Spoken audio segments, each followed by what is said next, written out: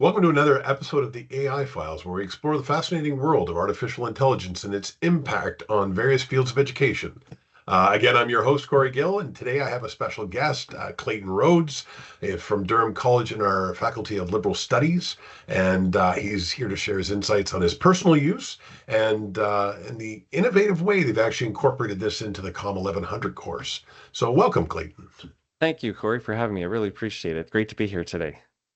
Awesome. Well, there's no point in playing around. We may as well dive right in. So I know you and I have done a kind of couple journeys there with AI, academic integrity, and AI. So I'm hmm curious though, how do you personally use AI in your daily life or work? Uh, yeah, well, I use it a couple ways. One, in my personal life, I'll use it just to kind of play around. I will use it to help write some emails. In fact, over the summer, I don't know how to code, and I know nothing about coding. But one day in the summer, I was like, you know what? I'm just going to ask the Gen AI, I asked Copilot to code me a game. It was like a tic-tac-toe kind of game where I expanded the grid and then I said like this is what I want. I want once you get three in a row, I wanted to give a point, and then once you get to 11 points, you're the winner. And it was just through trial and error. And I actually had to ask the Gen AI where I could run the code because I didn't even know that. So it was like, oh, you can use Notebook and copy paste the code and hit red. Like it explained to me how to even get the code to run exactly. So I did about a dozen trials, and then finally I kind of got a bit of a crude kind of tic-tac-toe game that would light up when you got three X's in a row or three O's in a row, and then once you got to 11, you were declared the winner of the game. So it was, but it was kind of fun just to play because I said, like in my personal life, I don't know how to code. I didn't know how to use the code or where I could apply it, but through the use of Gen AI and just playing, I could figure it out. At the college, uh, I pretty much use it every day. Predominantly, I'll use it to help me write emails, where I'll write an email and I'll ask Gen AI to either, do a little proofreading, editing, look for Love that. tone, professionalism, make sure I haven't really kind of missed anything. And most of the time, it does a good job fixing little small things that make it sound just a little cleaner, a little more professional, sometimes a little more condensed if I've written something too long. So, and then of course I use it in the classroom as well, pretty much every class. And because I've used it every week, one of the students said, "Let's see what Gen AI says." And then that's what I was like, that's what we're doing. And then I went to Copilot and Gemini, and I think I used Codebreaker. I used two or three and put in the same prompt and said, what makes a good group presentation? And then we compared what the students said in Padlet versus what uh, Copilot and Gemini kind of said as well. So lots of uses for it every day. And I can't think of a day where I haven't really played or tried something new. I love it. I love how you've kind of explained, hey, I'm going outside of my comfort zone, but then at the same point in your class, you're bringing it into the student's comfort zone. I think that's very beneficial, right? Because even though students, when I talk to students, they're a little uncertain about how to use it. So hmm showing them how to use it's a great thing.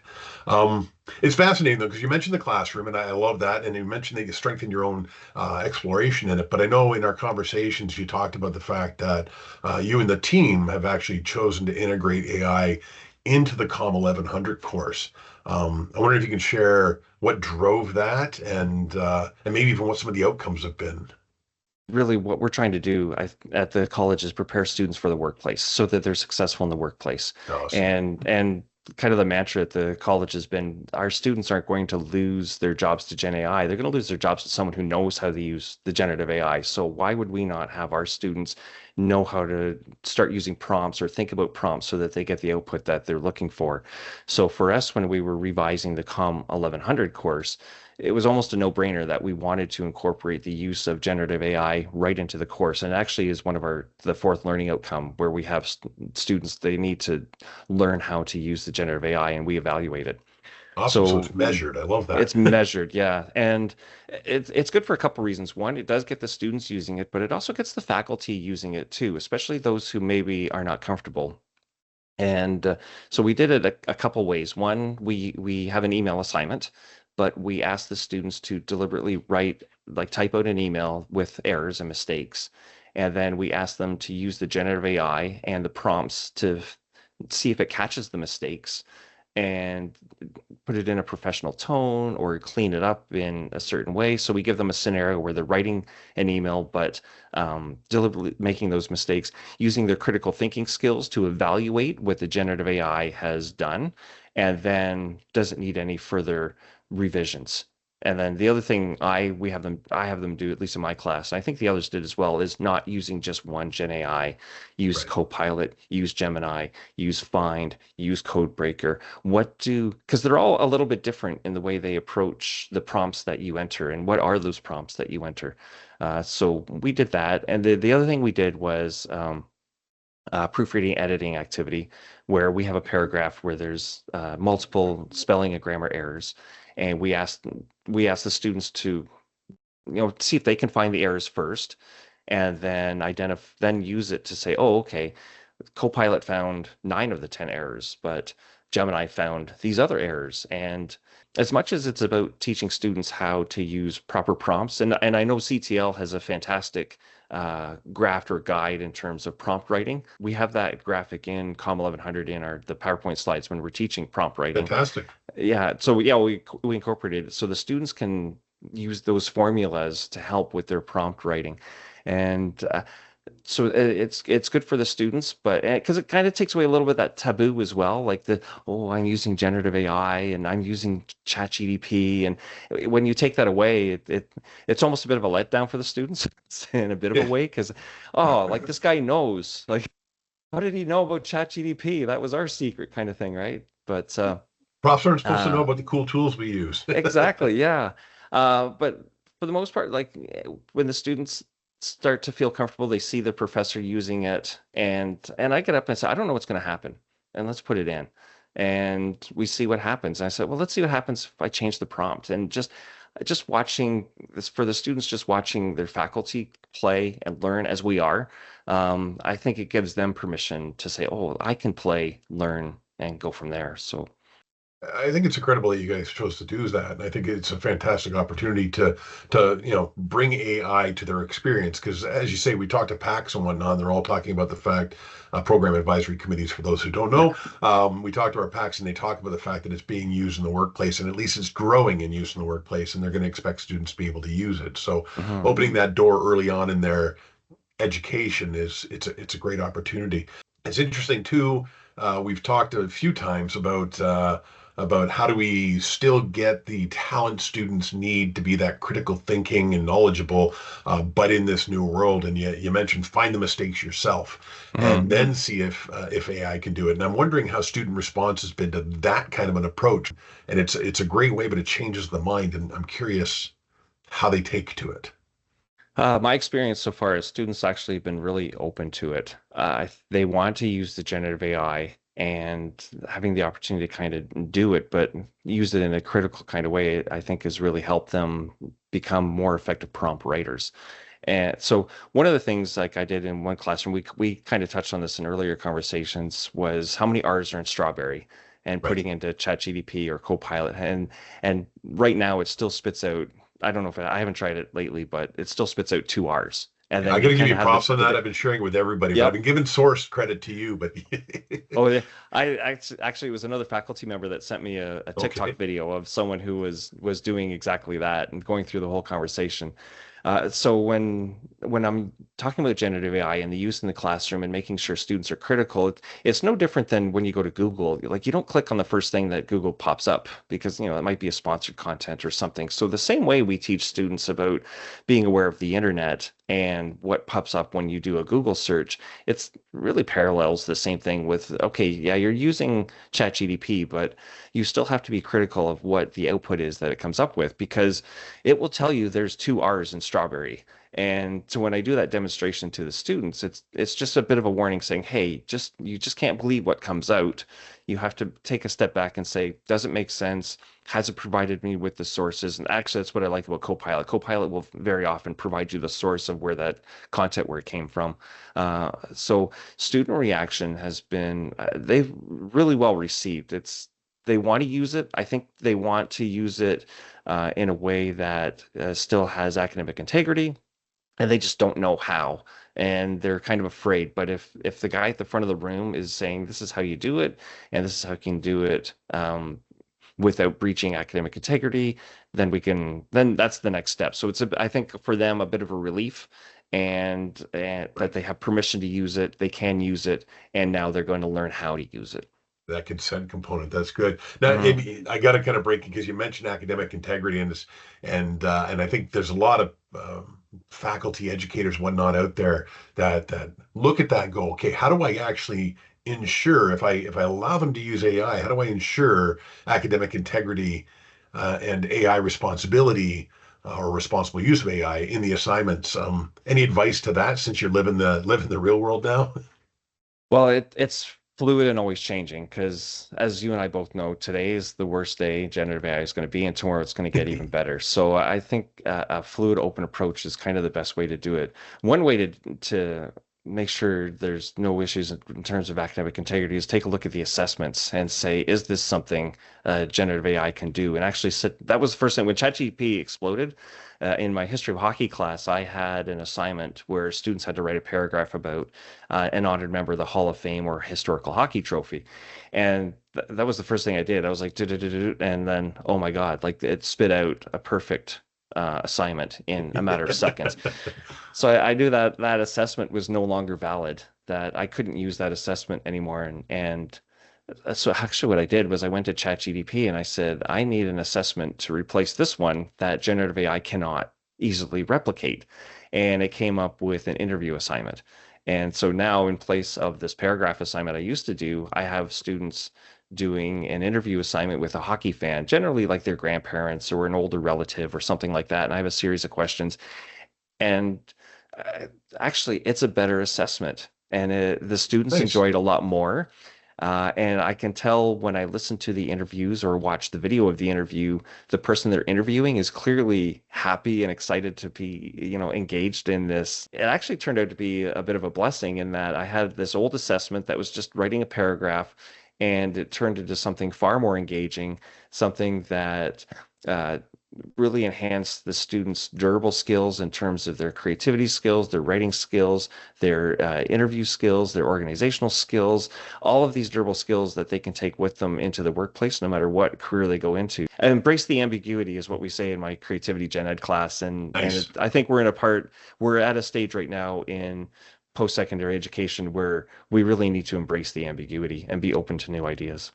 I love that. It's funny because you mentioned a lot of my students over the years have said like sometimes your assignments are ambiguous, and I keep telling them that's intentional, right? Mhm. Because it's harder to use Gen AI for ambiguity. You need critical thinking to overcome abstract concepts and ambiguity. When we try and figure out how to limit the role AI plays, the introduction of ambiguity actually does that in a creative way. And I like the fact that you mentioned you use AI to beat its own Yeah. capabilities, right? So very unique, right? And so if you were going to talk to another faculty member or whatnot that kind of looked at that and went, "Oh, aha, I never thought about that." If someone were going to start out and say, "Hey, I've got this assignment that could easily be taken on by AI," how do I start prompting AI to revisit it? Play. Uh, just start with playing. Just open up Copilot, open up Gemini, ask it to write an email to your dean about why you missed the meeting, but in a way that SpongeBob SquarePants would write the email, Love it. or Hulk Hogan, or Batman, and then compare what's the difference between SpongeBob's email versus Hulk Hogan's email versus Batman's email or something like that. That's the first thing I'd say for that low level is just start to play yourself. Just goof around and just see what it spits out, and then modify, play, change. So for those low levels, that's where I think the real starting point is just to become comfortable with it. And then once you become comfortable, then I think the next step is where you say, okay, Gen AI, I have this assignment and this is what the students do, but I want to modify it so it's a little more difficult for a Gen AI to answer the questions completely. What kind of things do you recommend or suggest? And actually, the one thing I really recommend is putting in a number. I want 10 suggestions. I want 15 suggestions. I want Nice. 5 suggestions. And then pick, 3 or 4 of them and say, okay, expand on, you gave me these 5 suggestions. expand on it and treat it as if you're having a conversation, because that's really the one advantage of Gen AI, is that it is like you are having a conversation, like you're texting with someone, even though it's a generative AI. So for me, the advice would be start slow, start with your own comfort level, play, goof around, make mistakes, see if you can trip up the AI, challenge it a little bit, and then once you start feeling comfortable playing for 5 or 10 minutes a day, just go from there. I like that. I also I pick up a couple things there too. And you mentioned like have a natural conversation with it. So we don't have to think cryptically or creatively or anything. You can Mhm. actually sit there and go, "Hey, I've been using this for 10 years. Is this something you can easily handle?" And AI would tell you, "Yes, I would just answer it this way." And then you can look at that Mhm. and go, "Oh my gosh, um, how do I fix that?" And it would actually start to tell you how to fix that. And I like the idea of the number of answers because I remember there's been times I've sat there and say, "Can you give me 5 examples?" And it would give me five. I'm like, "I don't like these. Can you give me 10 more?" And it would give me 10 more. And I'd be like, "I'm still not there. Can we try another five?" And it would just keep working, and it's never upset with you. It's like, "Yeah, No. sure, I can give you more." So I like that. So great stuff. I appreciate that, Clayton. All right, so here's kind of the big one then. You know, if you start looking at education and your own usage of it, your utilization of the student's grasp of it, particularly in your world, so let's call it the COMM courses and the other, liberal studies, gen ed type world, what potential do you see for AI transforming education as we walk that path? I think education is probably ready for a big disruption, and this is the disruption we probably need. And as I think the media, in some ways, the media and television and movies, they have done a very good job of creating a little bit of fear of generative AI. It's going to take over the world. The robots are going to run everything, and I think we just need to kind of take a little bit of step back and just take a deep breath and say, okay, like it's not like that right now. Um, I like that. I just want to throw it there too. Like we said the same thing yeah. about the internet, about robot automation on line work and things like. And it's never taken over the world. It's changed things. It's never taken it over. Hmm. So So it's just my own thoughts, but I do see a world where we can use generative AI as a tool to customize and personalize the educational experience for the student. And as I was telling you before we started, like if I have students I know that could do my gen ed courses or my comm courses, they could probably do them in 10 or 12 weeks. And I have other students that maybe they would need 16 weeks to be successful. So why do we have this 14-week box? yeah. And maybe generative AI can help us get out of that 14-week box and create a custom experience for the student where they wind up actually being more successful. Because at the end of the day, we want our students to be successful in post-secondary so that when they go on to an employer, they again are very successful. And if a student needs 15, 16 weeks and we can use generative AI to create a custom course or program that they'll be successful in that time period, we should be doing that. If the student can demonstrate an understanding of the course learning outcomes, what's the time restraint? So I see a world where we have a student, we have the accommodations that maybe they need, and we could input that into a generative AI, compare it to a COM 1100, and create a custom course. And then in some ways, it's almost like a flipped classroom. They could use the hybrid time to learn the material and then come back into the classroom, and then we can do the class discussions or evaluations or class activities to enhance whatever it is that that student is learning within that particular time. So a little bit of a utopia kind of view, but I think at the end of the day, we could do a lot to improve the student experience with the use of generative AI once we start to become comfortable with it and see what the real potential is. And I think that real potential isn't about taking over the world, but instead enhancing our experience in the world and making our lives a little bit better. Yeah, enabling the world. And it's funny, I'm mentioning props to Jonathan Kerrigan because he and I have had this conversation a couple times, but the whole idea that generative AI is another means of actually interacting with the student and gathering information that we as educators can use. So rather than Mhm. be fearful of it or whatnot, figure out how it can mass this information and share it with us in a very logical way that helps us better enable the students on their journey rather than forcing the students to follow our journey, right? Yeah, So. exactly. So I like that. Excellent. Well, thank you, Clayton. I don't have any more questions for you because I can clearly see how you see AI transforming education, how you participate in that transformation. And it's clear that that in your world, anyways, and your students are going to benefit from this. It'll play a significant role in the courses and the outlooks that you develop. So thank you for sharing those insights. Oh, thanks very much for having me. And if there's anyone listening that would like to chat or talk to me about how we incorporated the use of Gen AI in our COMM 1100 or how I do it in the classroom, I'm happy to meet with anybody and sit down and have a chat. So thanks for the opportunity to share my story today. There you go, open access to, and if you're not sure how to get a hold of Clayton, you can reach out myself, the CTL, or the Faculty of Liberal Studies, and they can put you in touch with them, Okay. no problem. And to our listeners, Clayton and I hope that you found this discussion enlightening. We encourage you to explore the use of AI in your own educational and professional context, even in your personal context. Maybe you can create a better X's and O's game and share it with Clayton on the weekend, and you guys can battle online. Um, Anyways, until then, what I would ask you is be curious, be innovative, and let AI inspire your journey. Thank you.